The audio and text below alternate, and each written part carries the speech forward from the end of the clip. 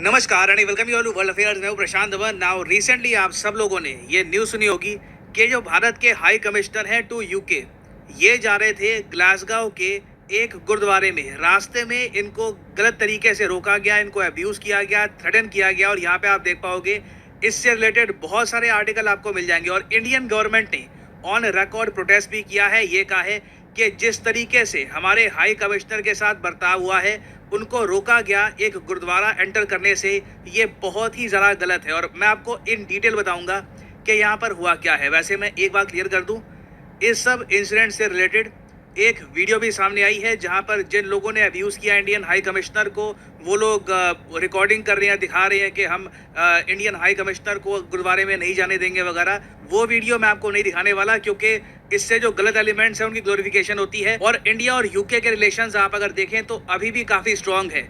जो हाल इंडिया और Canadian relations के साथ हुआ है, अभी वो स्थिति इंडिया यूके के साथ नहीं है। इंडिया कनाडा का जो फ्री ट्रेड एग्रीमेंट है वो उसकी भी बातचीत टूट चुकी है। इंडिया यूके का जो एफटीए है उस पर बातचीत जोरों शोरों से आगे चल रही है। तो इस वीडियो में हम डिस्कस करेंगे कि हुआ क्या है। यूके के जो एनालिस्ट हैं वो इस बारे में क्या कह रहे हैं कि हुआ क्या है यहाँ पर, और क्या स्टेप्स हमको लेने चाहिए ताकि इन फ्यूचर ऐसा ना हो। तो काफ़ी कुछ यहाँ पे आपको जानने को मिलेगा, मगर आगे बढ़ने से बढ़ जाएगा। ये बड़ी न्यूज़ इसलिए है क्योंकि रशिया का defence budget most probably India से बहुत ज़्यादा बढ़ने वाला है।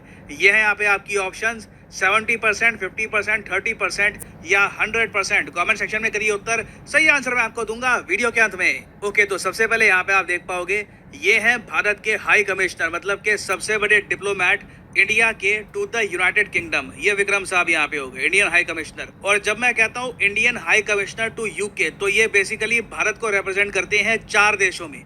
यूके आपको बताऊंगा 4 कंट्रीज का ग्रुप है, स्कॉटलैंड, नॉर्दर्न आयरलैंड, वेल्स और इंग्लैंड।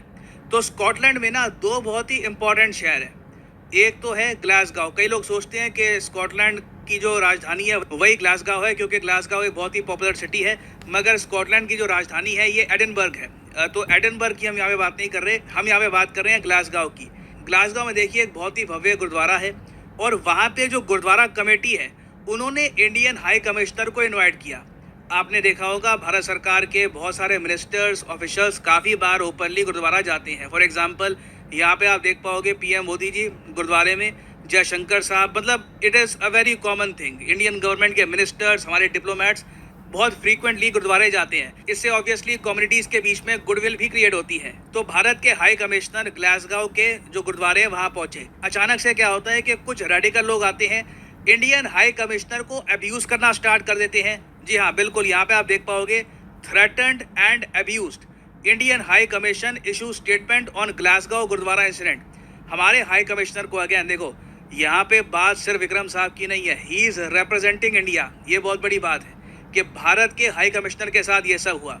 ये गुरुद्वारे जा रहे थे, गुरुद्वारे की जो कमेटी है उन्होंने इनको वेलकम कर रखा था। अचानक से कुछ रेडिकल लोग आते हैं, वो कहते हैं कि इंडियन हाई कमिश्नर को हम गुरुद्वारे में एंटर नहीं करने देंगे। इनको थ्रेटन किया जाता है, अब्यूज़ किया जाता है। और इंडियन हाई कमिश्नर ने डिसाइड ये किया कि ये जो रेडिकल लोग हैं ये पब्लिसिटी के लिए यहाँ पे आए हैं, ठीक है, हो हल्ला मचाने के लिए यहाँ पे आए हैं। तो इंडियन हाई कमिश्नर ने जब देखा कि ये सब लोग यहाँ पे आ चुके हैं, ये चुपचाप वापस गाड़ी में गए और वापस चले गए। इनका जो गुरुद्वारे का विजिट है ये कैंसिल हो गया था। और मैं चाहता हूँ यूके में जो एनालिस्ट हैं वो इस सब के बारे में क्या लिख रहे हैं ये आप देखें ना। यहाँ पे आप देख पाओगे ये ट्वीट है कॉलिन ब्लूम की। अब यहाँ पे आप कहोगे अच्छा कॉलिन ब्लूम ये कौन है। देखिए काफ़ी बार यूके गवर्नमेंट जब रिपोर्ट पब्लिश करती है ऑन सिक्योरिटी, तो इनकी जो आप कह लो जो इनके आर्टिकल्स हैं, जो ये कमेंट्स करते हैं, जो इनका रिव्यू है, उसको मेंशन किया जाता है। अब यहाँ पे आप देख पाओगे कॉलिन ब्लू ये कह रहे हैं कि ब्रिटिशर्स को ये बात समझनी होगी कि इनके देश में हो क्या रहा है। So that we are clear, the Sikh gurdwara committee in Glasgow gurdwara put on a community reception to host the Indian high commissioner. जो ग्लासगो गुरुद्वारा कमेटी है वो वेलकम कर रहे थे इंडियन हाई कमिश्नर को। अचानक से क्या होता है, एक group of out of the town, जो लोग यहाँ पे आए थे, जिन लोगों ने इंडियन हाई कमिश्नर को अब्यूज़ किया, थ्रेटन किया, इनमें से कई लोग तो ग्लासगो के थे भी नहीं।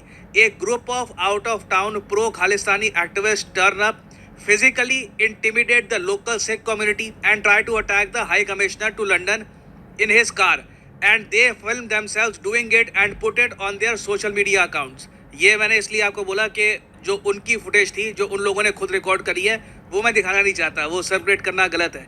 आगे ये कहते हैं कि जो इनका ब्लूम रिव्यू है, इसमें ये खुद हाईलाइट करते हैं कि मेजॉरिटी जो है ब्रिटिश सिख पॉपुलेशन की, ये अमेजिंग लोग हैं, दे आर अमेजिंग पीपल, मगर एक छोटी सी अग्रेसिव माइनॉरिटी है इनमें, इसी कम्युनिटी में ही, that are not representative of them.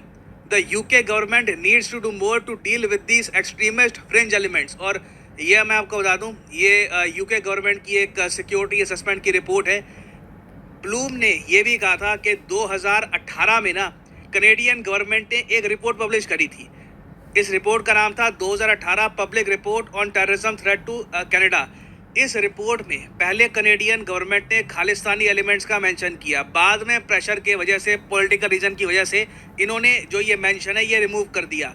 Bloom ने यहाँ पर ये कहा है कि जो गलतियाँ कनाडा ने करी थी वो गलती यूके को नहीं करनी चाहिए।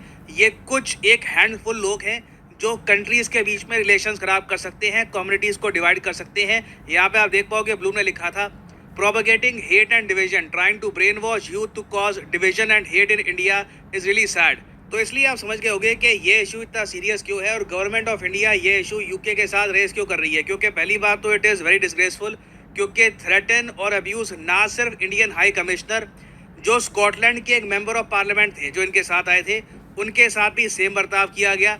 और देखो, एक बड़ा इंसिडेंट यहाँ पे अवॉइड किया गया है, ये बात साफ साफ लिखी है। The High Commission said the attempt of the non-local extremist element to violently force open the door of commissioner's car needs to be looked by the police, and pointed out that only the quick reaction of one of the organizations who physically intervened prevented what could have been a bigger incident। Bigger incident ये हो सकता था कि अगर Indian high commissioner को ये जो लोग थे जो ग्लासगो के बाहर से आए थे, जो थ्रेटन कर रहे थे, ये फिजिकली अटैक कर देते, ये बहुत बड़ी बात होती। एक हाई कमिश्नर को फिजिकली अटैक किया जाता है अगर मान लो यूके में, that would have been a huge issue.